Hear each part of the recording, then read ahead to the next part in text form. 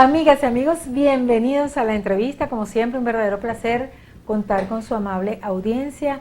Hoy tenemos, como de costumbre, una maravillosa entrevista que forma parte de la serie Historia de la Medicina Occidental con nuestro distinguidísimo invitado, el doctor Michel Otalle, presidente del Centro Médico Docente Los Altos. Y es que definitivamente hablar de la historia de la medicina nos indica claramente que durante muchos siglos hombres y mujeres, también, porque aunque casi todos eran hombres, también mujeres participaron, hicieron muchísimo, investigaron, inclusive cometieron transgresiones para sus épocas, para poder investigar, y un proceso lento, como dice siempre nuestro queridísimo experto, el doctor Michel Otalle, un proceso lento durante tantos siglos, nos ha llevado a la medicina de hoy. Pero ese legado, esa historia es precisamente y está en la genética de la génesis de la medicina moderna. Doctor, súper contenta de poder compartir una vez más otro nuevo episodio que va a versar hoy en torno a la enseñanza médica en la antigüedad y Galeno y el origen de la formación médica occidental. Sí, buenas tardes. Gracias por recibirme una vez más aquí. Sí, la enseñanza en la época de Galeno fue es así, era como se recibía la enseñanza en cuanto a la medicina. No había escuelas, bueno, había algunas escuelas, pero no eran lo común, pues había algunas escuelas médicas notables para aquel entonces, pero lo común y lo más notable era que la gente se formaba sin escuelas formales, sin academia, sin profesores, sin libros, sin absolutamente nada. Entonces, o sea, no existía una escuela o una escuela de medicina, nada de eso. Existían personajes y cada personaje representaba una escuela particular. Y muchas veces esos personajes eran enemigos unos de otros, porque este representaba una corriente que creía en ciertas formas de cómo abordar la medicina, la enfermedad y el paciente, y otro tenía otra corriente distinta. Ahora, sin duda alguna, la corriente que siguió Galeno lo catapultó y lo llevó muy, muy, muy arriba, aunque al mismo tiempo de algún modo la fama de sus antiguos tutores o profesores era indiscutible, aunque no fuera cierta, era indiscutible. Galeno tuvo una participación muy particular en este sentido, y una historia muy particular, porque Galeno tuvo la oportunidad de visitar prácticamente todo lo que había, porque Galeno era, primero, hijo de una familia muy próspera. Segundo, era una persona muy inteligente. Además, era una persona muy, muy estudiosa. Además, era un escritor incansable. Y además, era un investigador, aunque se limitó en algunas cosas a no investigar tanto, sino dejar a sus maestros, entre quienes se cuenta el más importante fue Aristóteles. Aristóteles, si de Galeno se dice que Galeno ocupó o estuvo en la escena o en el teatro médico por más de 1000 y pico de años, 1400 años, pues Aristóteles, que bien es cierto, no fue contemporáneo de Galeno. Aristóteles fue unos cuantos siglos antes de Galeno, 4 siglos, pero las enseñanzas de Aristóteles ocuparon 2000 años dentro de ese mismo estrellato que representó después Galeno en el mundo médico. Incluso Aristóteles escribió un sinnúmero de cosas de medicina, aún no siendo él médico de dedicación, aunque tenía un gran conocimiento médico, pero escribió unos cuantos libros, y esos libros marcaron la pauta de todo lo que hizo Galeno más adelante. Doctor, como usted siempre ha señalado, la medicina de alguna manera, definitivamente se desarrolló anclada a la filosofía o a los filósofos, ¿no? Claro. Pero por lo que está diciendo hoy, de alguna manera también se quedó anclada durante siglos con esos hombres que se erigieron en escuelas per se. O sea, como eran tan poquitos, Así es. y entonces esos conocimientos fueron tan respetados que quizás dados más bien como una religión. O sea, como creer sin derecho a cuestionar, solo por cuestiones de fe, ¿no? Sí, eran... Que es anticientífico prácticamente. Es que la mezcla era perfecta, pero al mismo tiempo perversa, porque Aristóteles y todos los médicos que vinieron en esa época y después de esa época, tuvieron un tránsito muy lento desde los dioses del Olimpo y los dioses que curaban todas las enfermedades, a decir, no, esto es una cosa de infecciones, esto es una cosa de gérmenes que producen esto y aquello. Entonces, demoraron muchísimo.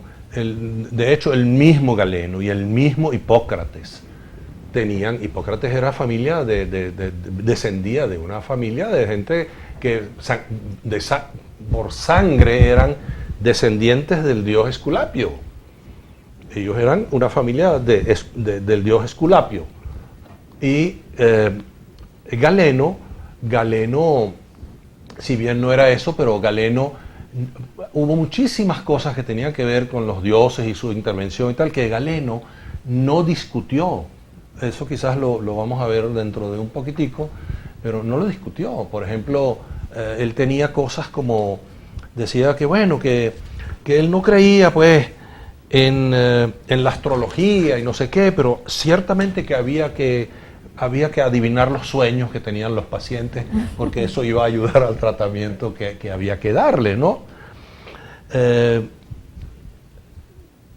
Por ejemplo, cuando llegaban esas grandes epidemias, y Galeno tuvo la oportunidad de estar en una de ellas, Galeno nunca habló de contagio. Él decía que esto era una cosa individual de cada persona, que por qué uno se enferma y el otro no, que eso tenía que ver con los dioses. O sea, que tenía también su fe por allí. Entonces, había como un amarre, porque no había nada que lo sustituyera, ¿no?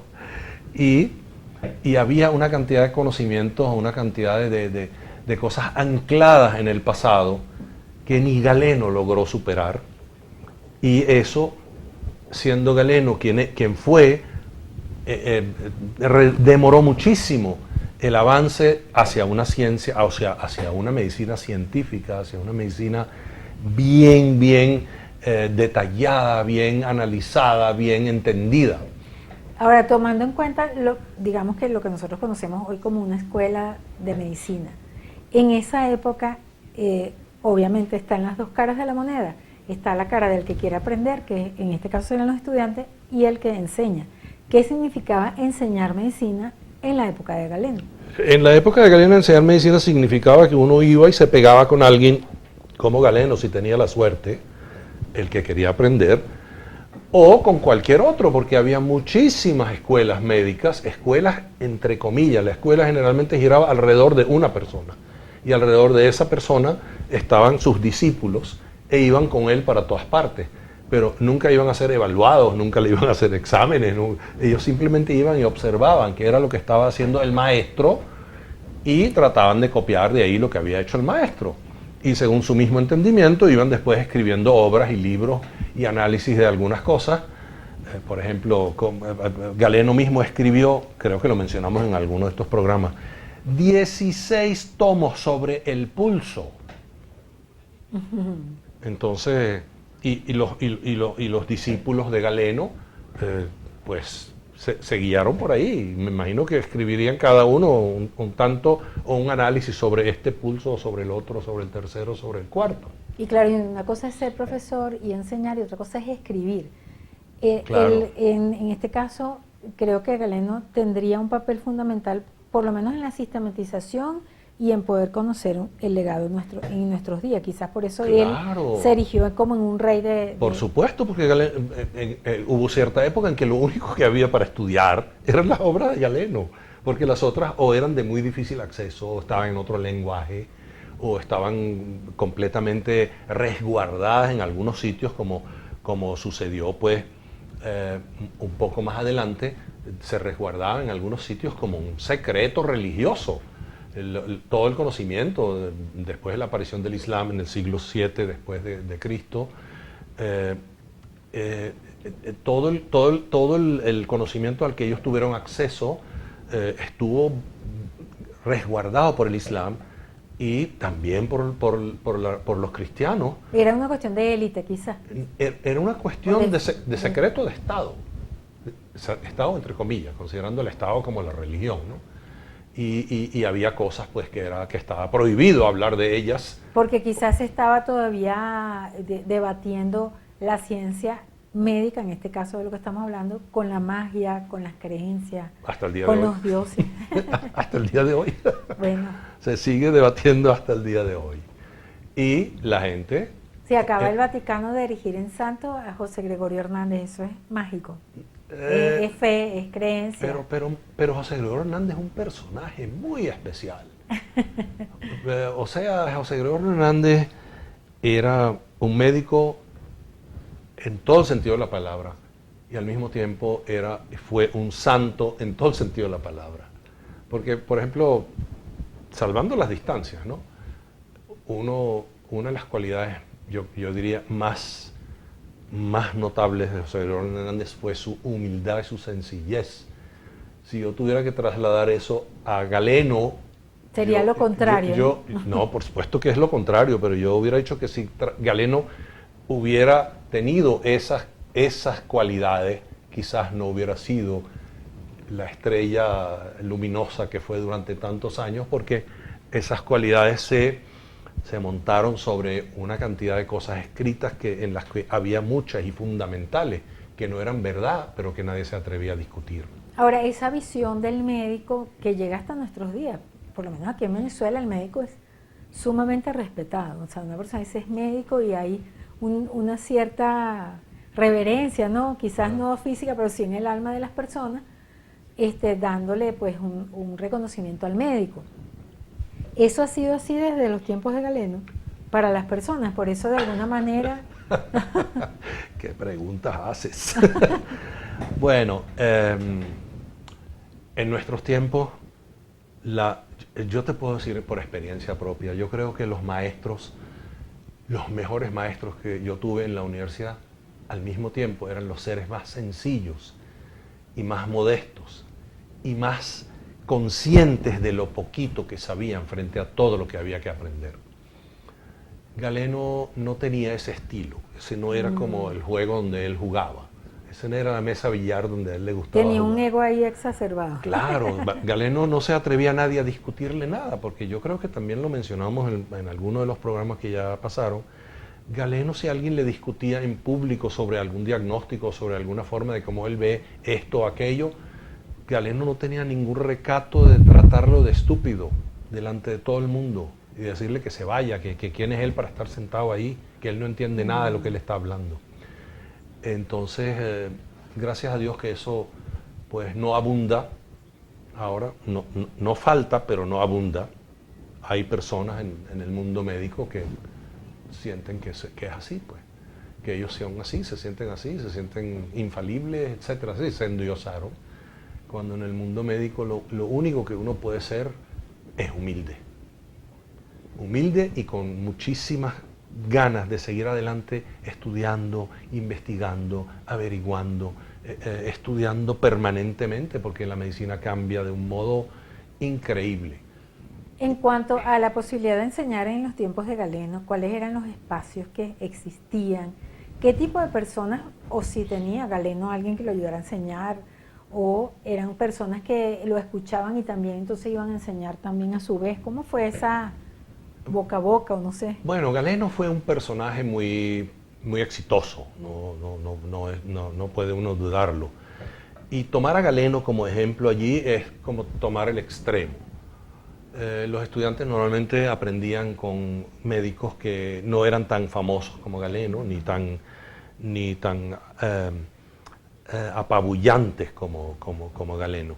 Pero en términos generales había muchas escuelas y la gente que quería estudiar iba a esas escuelas a estudiar, pero la escuela era una sola disciplina, era un solo norte, había un maestro que era el jefe de esa escuela y no había lo que hay ahora, y lo que empezó a ver desde el Renacimiento, que cada persona tenía, en la misma escuela había personas con opiniones diferentes, con visiones distintas de lo que había que hacer, y los estudiantes tenían como la opción de aprender con este, y con este, y con este, y con este, que es como se aprende de verdad, no la medicina solamente, todo lo que se aprende Que los así. alumnos fuesen bien curiosos, hacían un año con cada uno de los... Bueno, si Por hubiera ejemplo. estado planteado eso, pues sería así. Ahora, había escuelas en todas partes, pero sin duda alguna había escuelas que eran muy, muy avanzadas para el resto. La más importante, sin duda alguna, fue la escuela de Alejandría, la escuela médica de Alejandría, que se construyó como un siglo antes que la biblioteca de Alejandría.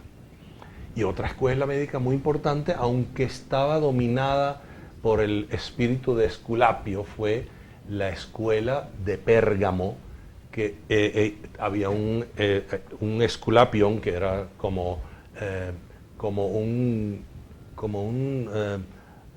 sanatorio donde la gente iba, porque el dios Esculapio, el dios de la medicina, iba a aparecer por ahí en algún momento en la noche a curarlos él mismo con sus manos, o si eso no sucedía. Pero allí también había personas que querían curar efectivamente con prácticas directas y médicas. Claro, claro. O sea, no se lo dejaban todo al Dios, sino No, también no, se coleaban. pero el Dios era la esencia. Ajá. Pero si el paciente no tenía la suerte de que viniera el Dios durante la noche y lo curara a él, entonces él salía y afuera había una cantidad de charlatanes y de cualquier cosa que uno se puede imaginar para explicarle cuál era el sueño que había tenido y qué significaba ese sueño, etcétera, etcétera. Ahora, específicamente sobre esto que tú me estás preguntando, la medicina era, yo comparo lo que se escribe sobre la medicina de hoy, es como una copia de lo que se escribía sobre la medicina de esos tiempos, ¿no? Por ejemplo, había una cantidad de libros de autoayuda. No tenemos nosotros una cantidad de libros de autoayuda ahorita. No tenemos una cantidad de libros ahorita que ruedan por ahí. Claro. La gente los lee y los interpreta y vienen otros y hablan meses y semanas. Ahorita hay videos parejos de autoayuda también. Claro. Y en esa época no había videos, pero había personas. Y entonces, y había otras personas muy respetadas, como por ejemplo Celso Cornelio, que no se sabe si era médico, pero escribió un libro sobre la medicina para personas no médicas. Y entonces, pero con un propósito, una cosa increíble. El libro que escribió él, por cierto, Celso vivió del año 25 a.C. al año 50 después de Cristo, es decir, un poquitico antes que Galeno, fue como en el siglo anterior a Galeno.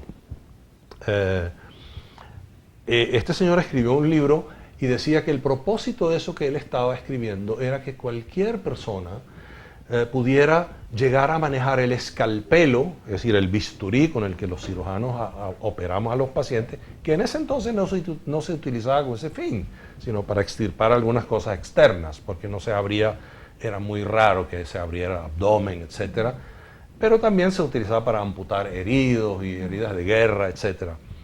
Y él decía que él estaba escribiendo ese libro para que las personas pudieran utilizar el escalpelo con la misma soltura como usaban el arado o como usaban la espada. Wow, o sea que cualquier, por ejemplo, persona del campo o soldado debería saber utilizar o ser médico, pues. Si hubiera leído, habiendo leído el libro de Cornelio, de Celso, pues sí, ¿no? Ay, Dios. Pero ahora había Pero qué interesante, ¿no? Porque claro, no era médico y él quería que todo el mundo supiera. Bueno, quizás eso era una necesidad de esa época. Claro que lo era, claro que lo era. Si no, no hubiera llegado a nuestros tiempos. Esos libros llegaron a nuestros tiempos. Entonces, había una cantidad de gente que estaba metida en la medicina, de cualquier cantidad de cosas. Por ejemplo, enjambres de curanderos, de aceptable o dudosa reputación, físico-culturistas, maestros de escuela, mujeres sabias, entre comillas, las mujeres jugaron un importante papel, como tú muy bien mencionaste hace unos minutos, jugaron un muy importante papel porque por la forma, digamos, como de su aproximación a otras mujeres. No estaba limitada su aproximación solamente a la parte obstétrica. Había mujeres que trataban pacientes de diversas formas, e incluso el mismo Galeno decía que tenía respeto por alguna de ellas, ¿no? Pero no fueron tampoco tan famosas, o sí había mujeres famosas que Sí, como practicaron no, la medicina. como no, claro. Había En esa también, época de había Galeno. yerbateros Ajá. que eran los que se habían especializado en los medicamentos, ¿no? Sí, en esta imagen que estamos viendo ahí, esa es la más famosa de todas las mujeres. Ella vivió en Atenas, ella se llamaba Agnódice. ¿En la época de Galeno? No, mucho antes. Como unos 4 siglos antes de Galeno. Y Agnódice se disfrazó de hombre y se metió en una escuela, pues, para aprender medicina. Porque estaba limitado solamente a hombres Solamente en su época, solamente eran los hombres los que eran aceptados. Pero entonces ella se disfrazó, se cortó el cabello, hizo una cantidad de cosas en la ropa y esto. Y ahí estuvo un buen tiempo. Y ella sí se dedicó fundamentalmente a ayudar a las mujeres parturientas.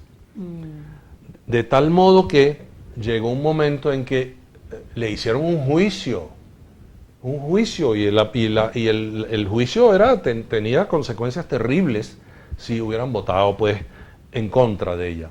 Pero afortunadamente votaron a favor de ella y le permitieron que ella pudiera ejercer la medicina.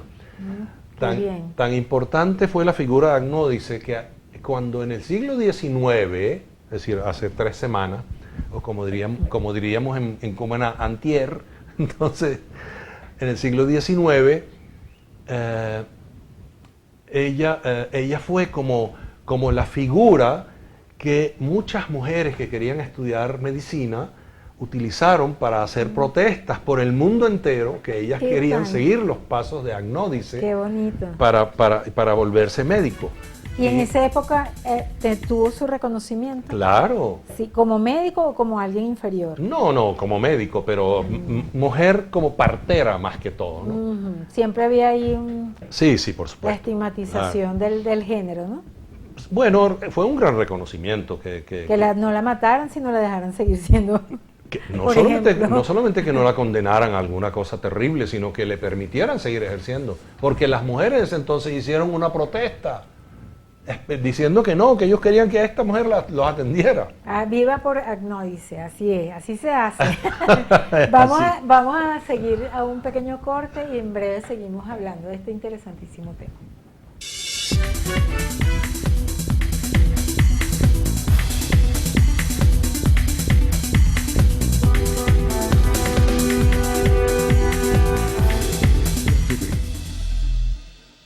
Continuamos, amigas y amigos, hoy en el marco de la serie Historia de la Medicina Occidental, hablando del génesis de la enseñanza, de las escuelas, de lo que significó todo ese legado que, transitándolo a través de la imaginación, nos da, digamos, como resultado valorar la importancia de lo que significa hoy el ejercicio de la medicina, el estudio, el legado, la investigación, lo que ha significado para el ser humano transitar ese camino que ha sido lento, tortuoso, en muchos casos pues mágico, en otros casos inclusive hasta torturador, de acuerdo a las prácticas, pero todo nos ha llevado al día de hoy, donde inclusive lo más mínimo del ser humano en cuanto a la parte física que se puede analizar. Hoy en día creo que es desde la punta de un cabello hasta la raíz, para no hablar del cuerpo ya diferente. El cuerpo complejo. Es el cuerpo profundo. Sí, complejo. Entonces, y complejo. Y bueno, esto nace con una cantidad de personajes que le dejaron un legado, más que todo a nivel de libros, ¿verdad? Claro. Escritos, que llegan a nuestros días y dueños de una dimensión humana impresionante. En este caso, Galeno, que es el epónimo del ejercicio de la medicina hoy. Así es. Pero hay mujeres que también forman parte de este legado, quizás no son epónimos, pero sí protagonistas de las protestas También, quizás actuales. por supuesto. Para conquistar el legado que siempre ha buscado la mujer Claro, en la claro. sociedad y en las culturas. Fue a comienzos del siglo XX. Y es nada, eso sí hace nada. Vamos Eso a fue, estar claros. eso sí fue antier. Ah. Fue que comenzó, que entró la primera mujer a la Universidad Central para estudiar medicina. Es decir, eso fue hace nada. Igual, en el siglo XIX casi no había ninguna mujer por ahí que fuera médico, pues en ejercicio, ¿no? Pero no aquí, en el mundo. Ahora, bueno, ya hablamos de la enseñanza, de la educación, pero ¿qué tal los hospitales? Que los hospitales, si bien es verdad que En esa época de Galeno no había hospitales. había otras cosas. Uy, En la época de Galeno y antes de Galeno, ya los sanatorios de Esculapio eran utilizados un poco como hospitales. ¿En qué sentido? En el sentido que las personas de pocos recursos, que no tenían a dónde ir en el momento de una enfermedad, y también los dementes, las personas pues con enfermedades mentales, eran recibidas en esos sanatorios que eran dedicados a Esculapio, pues de un modo, tú sabes, muy generoso, pues, de parte de todas las autoridades, ¿no? Recibir a estas personas.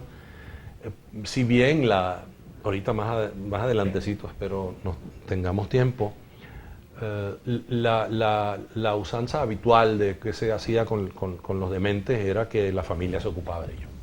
Ahora, o quizás sea, no más había un adelante. criterio médico para atender enfermedades mentales. Ahora más adelantecito a lo mejor tenemos chance de tocar ese punto. Bueno, entonces, ¿cómo se comenzaron? Se hicieron en el lejano Oriente. Se cree que hubo hospitales 3000 años antes de Cristo.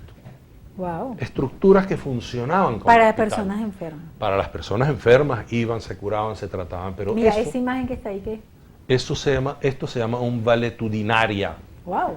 Ese era un hospital, esa es la imagen de un hospital romano.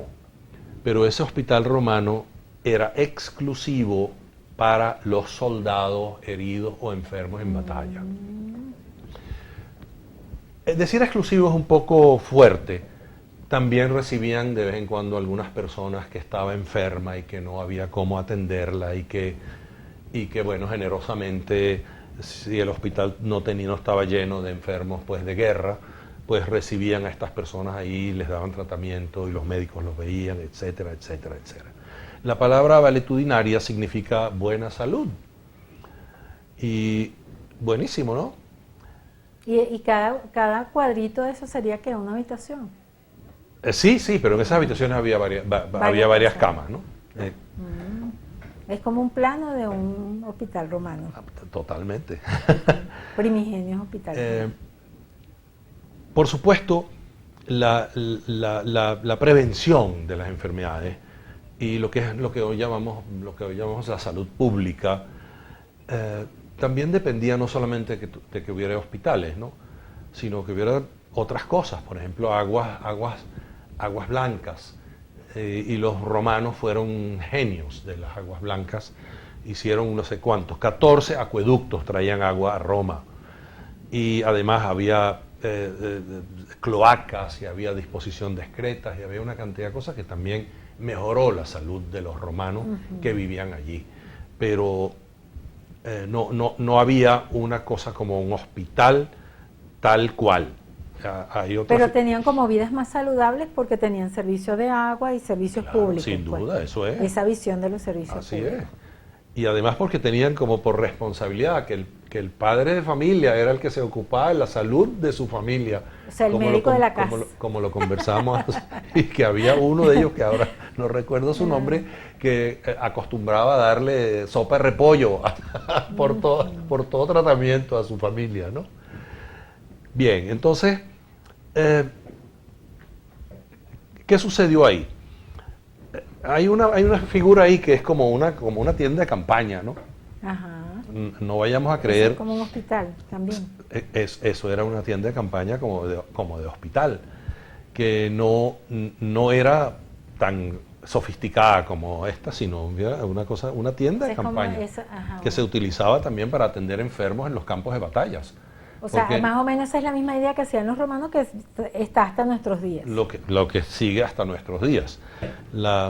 Estas tiendas de campaña se llevaban a la guerra y se armaban cercano a los sitios de las batallas, o cercano si había, por ejemplo, estaban haciendo un asedio a una ciudad que tuviera muros, etcétera, y que era difícil de ocupar de un modo inmediato, pues las personas que se iban enfermando los iban tratando en este tipo de tiendas de campaña. De modo que el concepto fue empezando a avanzar. O sea, el concepto de tener una sede específica, techada, con ciertas comodidades, sí, que es un hospital, así, para atender a las personas que se enfermaran o que resultaran heridas de una batalla o etcétera, ¿no? Así es. Bueno, muchas personas se murieron porque ahí no podían como hacerles alguna de las cosas más elementales porque que se hacen quizás no hoy. Tenían la preparación, obviamente. Bueno, no había sangre, sino por el contrario, si hubiera sido Galeno el que estaba ahí, los mandaba a desangrar, sí, a quitarle la sangre. A hacerle una sangría.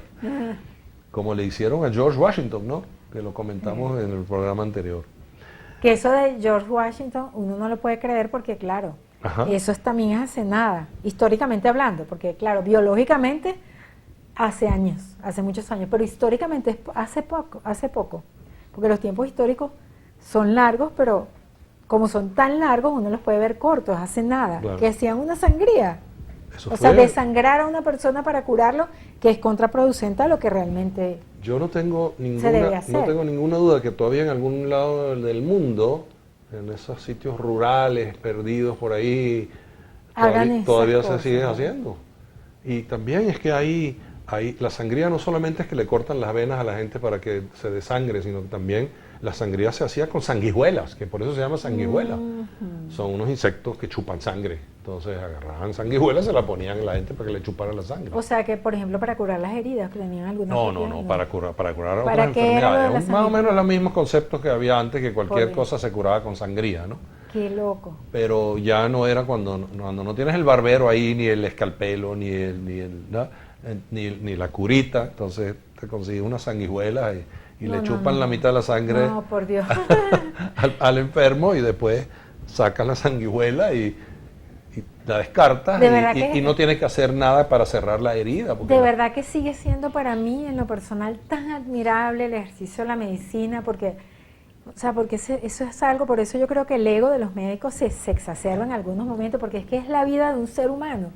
Pero cuando uno se imagina que en un momento de la historia humana a las personas lo estaban desangrando y el médico estaba pensando que estaba haciéndolo muy bien, y la persona desangrada también aceptándolo, o sea, lo que significa yo no te lo la fe. Bueno, yo lo tomo con el cariño más grande, pero ahora te voy a poner yo otro ejemplo. Claro, pero está bien. Imagínate tú al médico inoculándose virus de viruela él mismo para ver si eso podía servir como una vacuna para tratar a sus pacientes que se morían por miles. Y así muchos médicos han hecho muchas cosas de ese estilo. Sacrificándose a sí mismos también. Poniéndose ellos en el primer puesto del riesgo de morir en el intento. Eso ha sucedido muchas veces. En la historia de la humanidad. Claro, eso era muy frecuente, pues. Y bueno, muchos de los grandes inventores, investigadores que lograron, digamos, esos grandes inventos, fueron víctimas de sus propias investigaciones. Por eso, ¿no? Una de ellas, la inoculación de las... Porque tampoco debe ser fácil elegir a 3 personas y bueno, mira, vamos a ver si esto sirve o no sirve. Que sigue siendo así. O sea, la ciencia sigue experimentando de alguna manera. Todo el tiempo.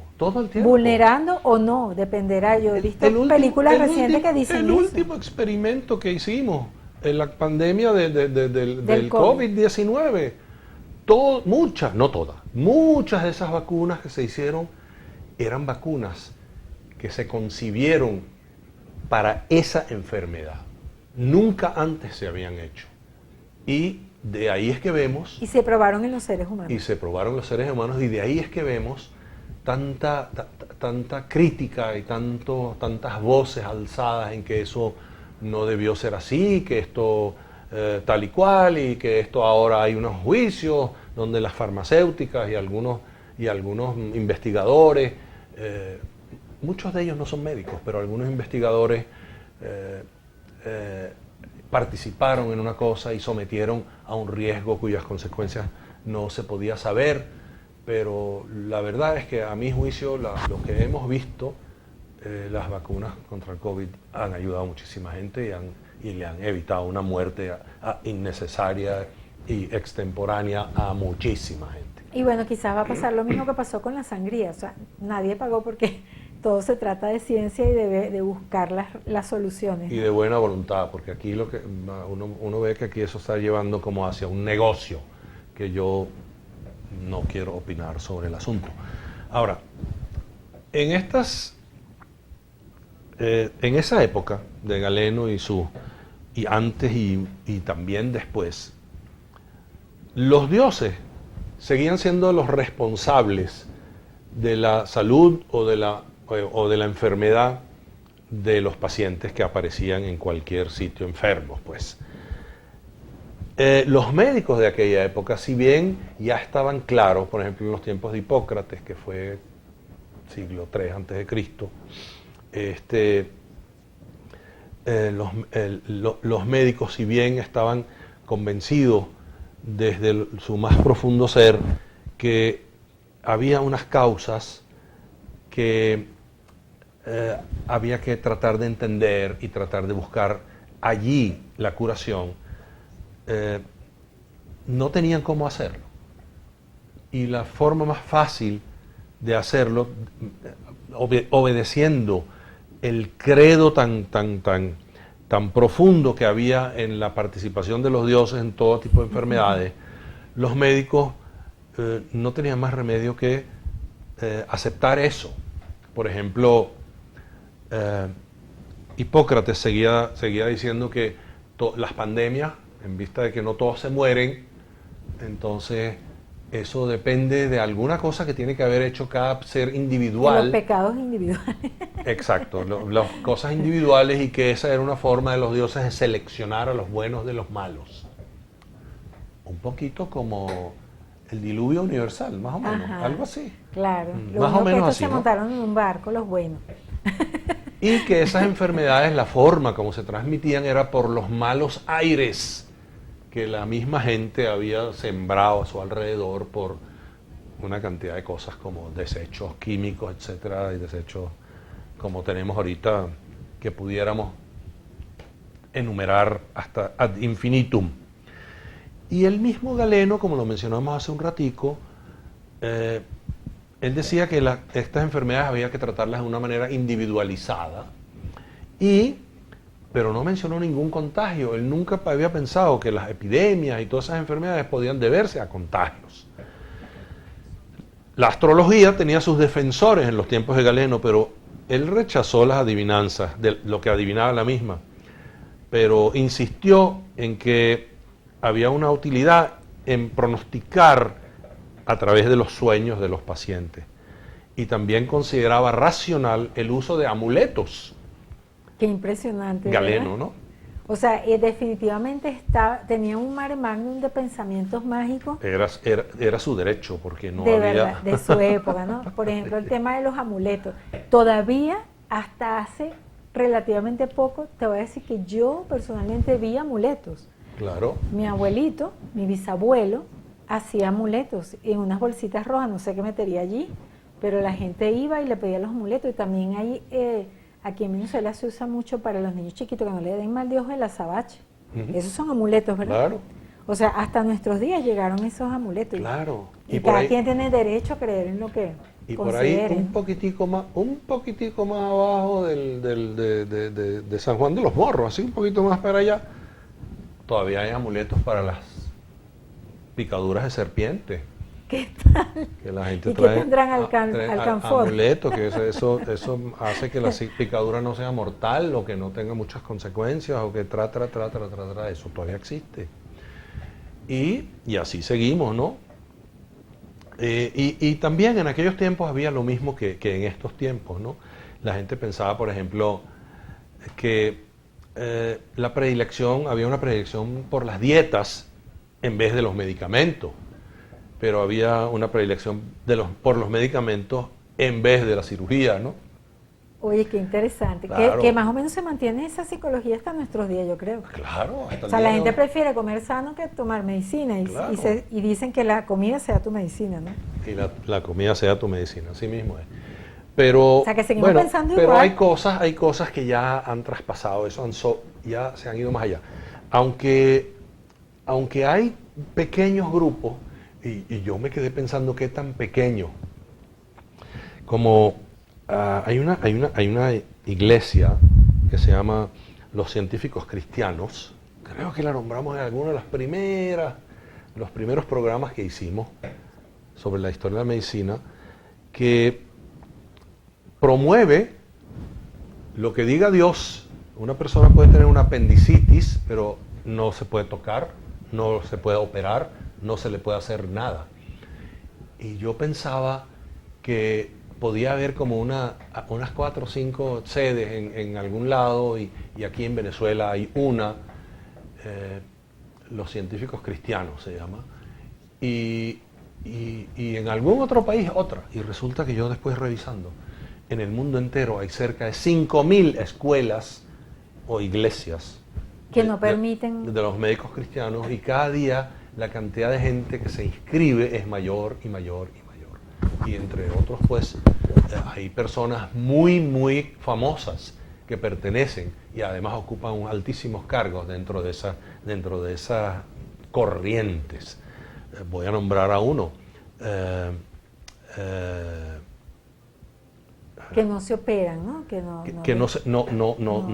hacen intervenciones, sino que el cuerpo y la vida transcurra de acuerdo a lo que diga Dios. Ajá. Ese personaje se llama Tom Cruise. Tom Cruise. Ustedes casi todos saben quién es Tom Cruise. Ajá. Bueno, él forma parte está de esa en su derecho.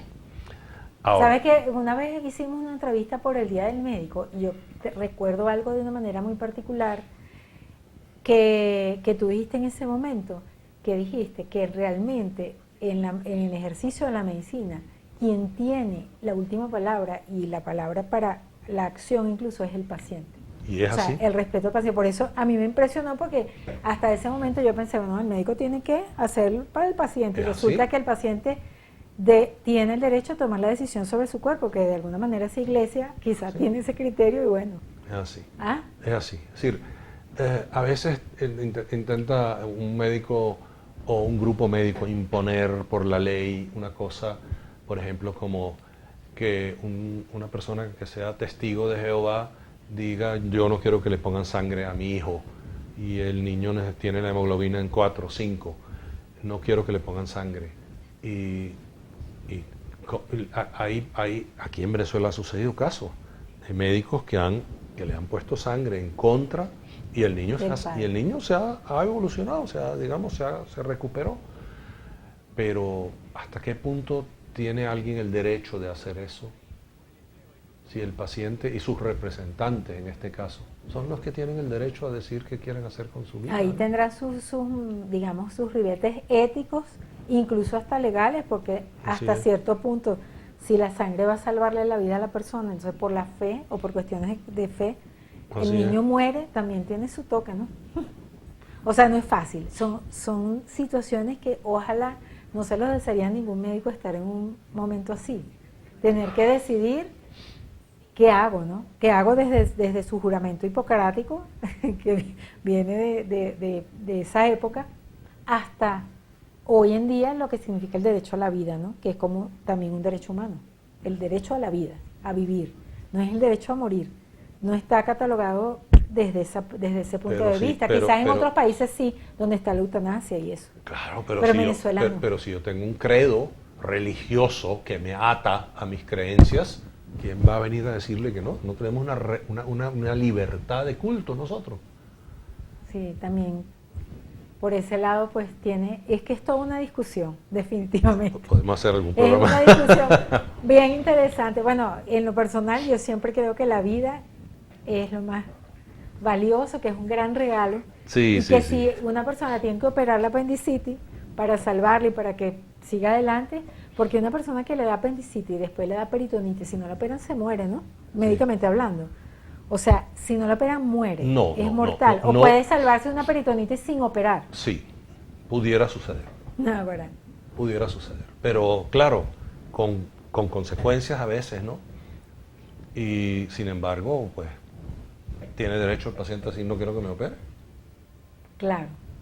O de repente un caso que es, digamos, quizás mucho más representativo, un paciente cardíaco, o sea, que le han hecho, por ejemplo, una operación de corazón abierto, ya sabe lo que es eso, y que otra vez se le tape una arteria y que le diga, mira, otra vez hay que operarte para que viva, y el paciente diga, wow, no quiero pasar por eso otra vez. Así es. Ah, Así es. tiene derecho a hacerlo. Así es. No, yo vi una película en estos días que pasó eso y yo dije, el hombre decidió, mira, Qué yo no bueno. quiero volver a pasar por eso, y bueno, eventualmente vivió unas ciertas cuestiones ahí familiares, esa era la película, pues el drama y el sufrimiento. Yo lloré cuando el hombre se murió, Claro. ¿verdad? Porque de eso se trataba la película. De que lloráramos. Sí, de ver la naturaleza humana, de ver con Claro. empatía un caso de eso y una decisión. Comparto Y una totalmente. decisión del tipo dijo, no, mira, yo no quiero ya, o sea, me tocó mi tiempo, bien. Pero lo más significativo es que en la película a él le dio tiempo de llevar a su hija al altar, por ejemplo. Eso fue muy significativo.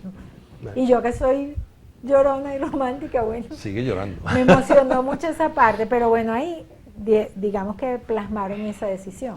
Claro, es que eso se ha plasmado en infinidad de películas y de teatros y de cosas. O sea, La decisión del paciente.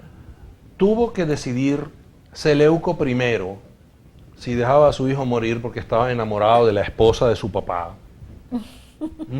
Tuvo que decidir renunciar a la esposa para que el hijo se casara con ella. O sea, son decisiones que Son decisiones. nosotros...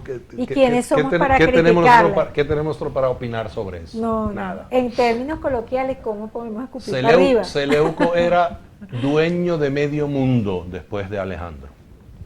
Bueno. Y lo le cierto entregó es que su esposa a su hijo para que no muriera. Por supuesto no se, Se la llama entregó. amor de padre. No se la entregó, me imagino yo, obligada, porque después la señora se fue y tuvo 4 hijos con el otro. No, bueno, a lo mejor tampoco la quería tanto, prefirió al hijo o quiso más al hijo que tal.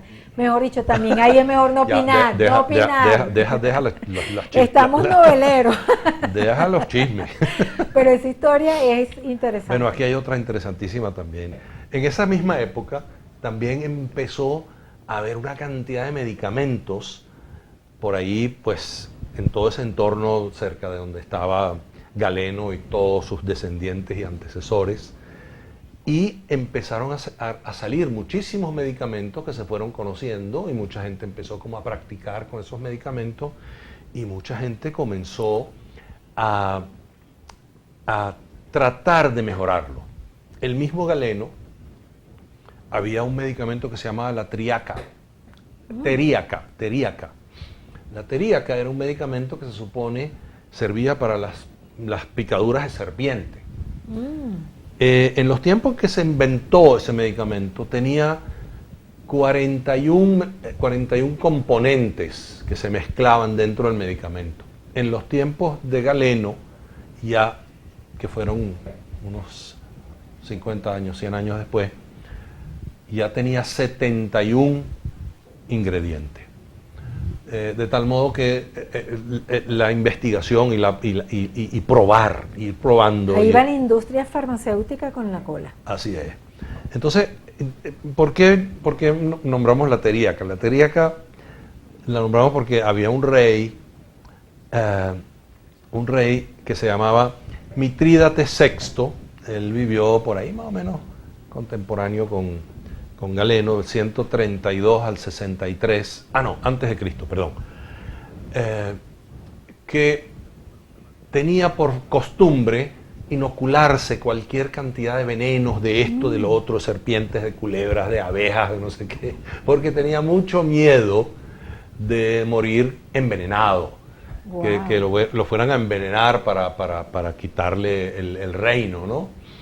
Y entonces la tradición dice que cuando el hijo decidió tumbarlo y para quedar él como rey, lo mandó a matar, pero de un modo muy amoroso le dijo a los asesinos que por favor lo apuñalearan, porque si le ponían veneno, no iba a él morir, no se iba a morir. por Dios. Wow, Entonces estas cosas a veces son cómicas, ¿no? Bueno, entre los dos personajes más relevantes de quienes empezaron pues a experimentar con los medicamentos y con las hierbas que componían esos medicamentos, uno se llama Theophrastus. Realmente él no se llama Theophrastus, él se llama Tírtamos, pero Aristóteles lo llamó Theophrastus porque él decía que él hablaba tan bonito que la palabra Theophrastus significaba palabras bellas. Ay, qué bonito. Entonces le puso ese nombre, ¿no? Él, después de que se fue a Aristóteles, lo siguió en el Liceo, fue el que dirigió el Liceo y escribió varios tratados sobre las plantas. Uno de ellos se llamaba Investigación de las plantas, las clasifica en árboles, arbustos, hierbas, etc. 550 variedades de plantas estudió Theophrastus. En relación a la medicina, que podían ser útiles que para podían curar. ser utilizados como medicamento. Y luego el otro tratado se llama Explicación de las plantas. Ese fue más corto, fueron 7 tomos, pero bueno, chévere, ¿no? Tenían tiempo para escribirlo. Y decir 7 tomos en esa época que no había máquina de escribir, etcétera, o sea, hay que valorar ese esfuerzo. Galeno tenía esa ventaja, aunque hace un ratico lo mencionaste, pero se me pasó. Galeno tenía como 100 personas, escribas, que escribían todo lo que él decía y lo transformaban. Esa fue una de las grandes ventajas de Galeno, que tenía plata. Sí, tenía plata y era además muy famoso y era además respetado como médico, y como los otros no daban respuesta, él siempre salía, tenía una respuesta para algo, fuera buena o mala. Para despedirnos de esta cantidad de cosas tan interesantes que hemos hablado, no sé cuál será tu conclusión. Mi conclusión es que estamos igual que cuando Galeno.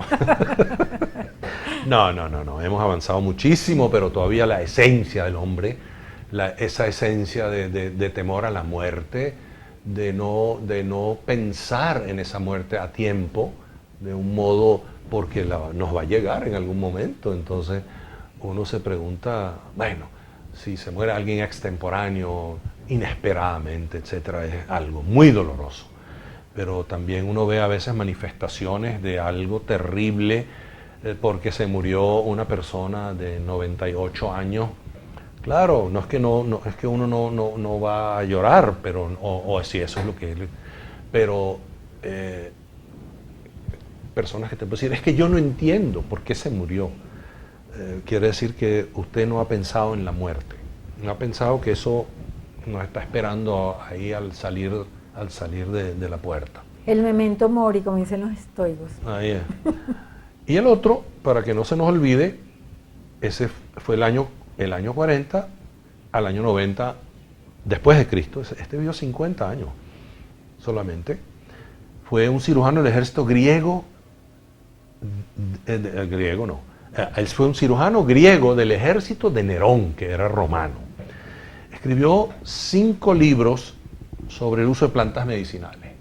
Y en esos libros escribió todo lo que se nos puede ocurrir.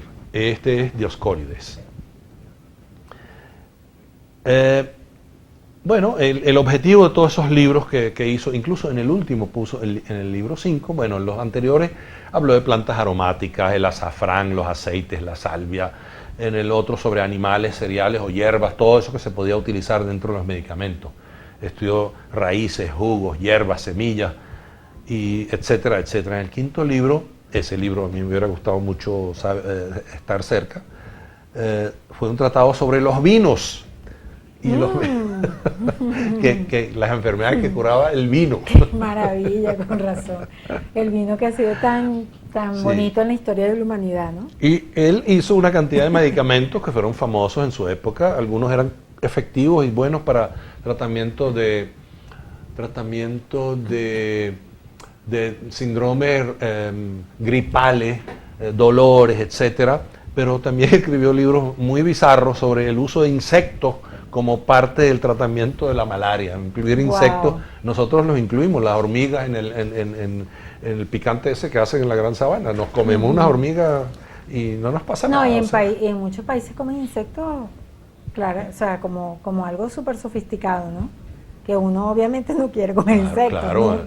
No quiero ni aprender a comer insectos, nada de eso. En Asia, yo tuve la oportunidad de ver una vez en Hong Kong una farmacia que era de 2 pisos, de puros frascos llenos de insectos. Bueno, en la próxima oportunidad a lo mejor hablaremos un poquito de los insectos, lo que significa para los seres humanos. Doctor, muchísimas gracias. Gracias, nos faltó la locura. Pero la locura viene porque está ahí presente, no la vamos a descartar. No, la locura, ¿cómo se trata la locura? Eso será en otro capítulo. Así es, muchísimas gracias. Gracias a ti, gracias Súper contenta. a gente de hoy, siempre estos amigos tan queridos, ¿no? Y al Centro Médico Docente de Los Altos, que también nos acoge como medios de comunicación, como seres humanos, y además que es uno de los centros de salud más importantes de toda nuestra región. Así que muchísimas gracias, doctor. Gracias. Por esta interesante conversación. Y a ustedes, nuestros queridísimos televidentes, gracias a nombre de nuestro director Antonio Abrantes y quien tuvo el inmenso placer de conversar con ustedes, Daisy Oropesa. Hasta la próxima.